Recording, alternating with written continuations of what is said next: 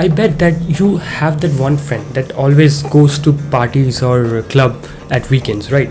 In this video, I'm going to tell you that how can you actually choose good friends in your life, right? And how influence of good social circle can have in your life.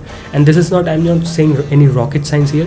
I'm just giving you experience from my own life as well, and at the same time I would also tell you research based facts.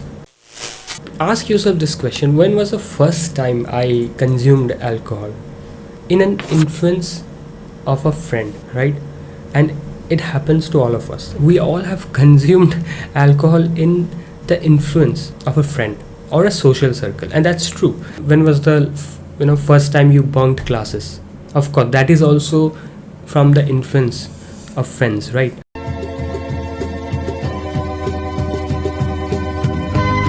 Man, how can I choose? How can I can understand that I have good friends in my life, or how do they influence me as a human being? Let me tell you a story, right?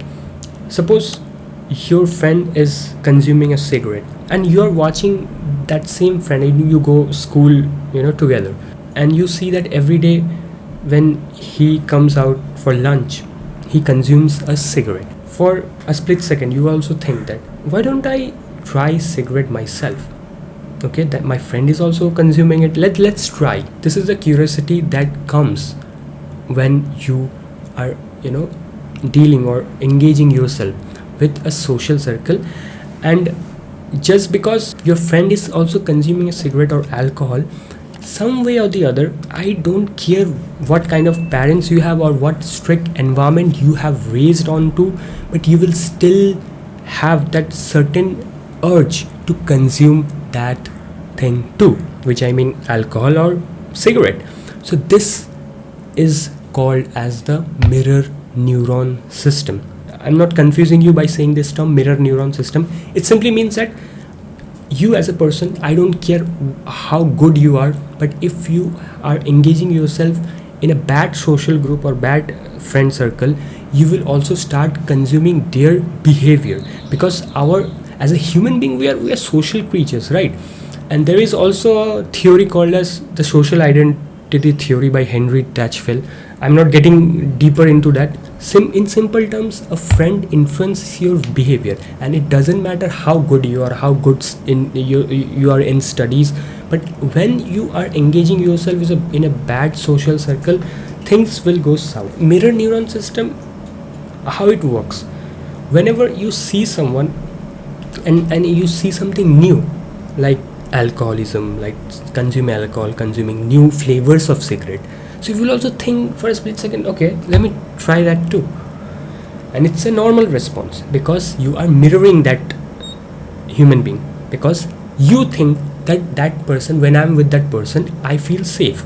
That means it could be your friend, it could be a social circle. You feel calm, your nerves are calmed down, right? So you also will feel that, okay, let's try this, let's try that. What's wrong with that? Your behavior, your thinking process, your belief system will also change when you're engaging yourself in a social circle which is a bad influence on you. Similarly, if you engage yourself with good social circle, good friend circle, then you will also start to emit their behavior. That it happens, it doesn't matter how good you are, you can also become evil if you engage yourself in gangster kind of friend circle or social circle. So question arises that how can I choose better friends then? I agree with you that it's very difficult to find good friends or good social circle. See, for me personally, what I have done is, you don't actually need 10-20 friends. You don't actually need 10-20 friends to go to parties and all. You really need few close people in your life that you can spend quality time with, you can have discussion with, you can share your problems with, or you can share your happy moments with, right? Don't focus on how can I choose a good friend or good social circle. First ask yourself that what I am good at. When you ask yourself this question, and when you find out that Okay, I'm good at doing this thing, I'm good at writing, I'm good at painting. So engage yourself with people who are also interested in painting. Engage yourself with people who are also good at writing.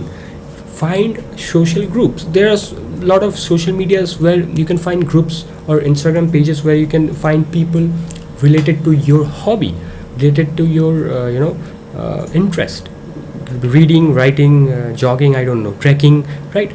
So find those type of people. But it boils down to you. If you can't understand what I really feel about myself, then how can you choose a good social circle? You will drift without knowing anything.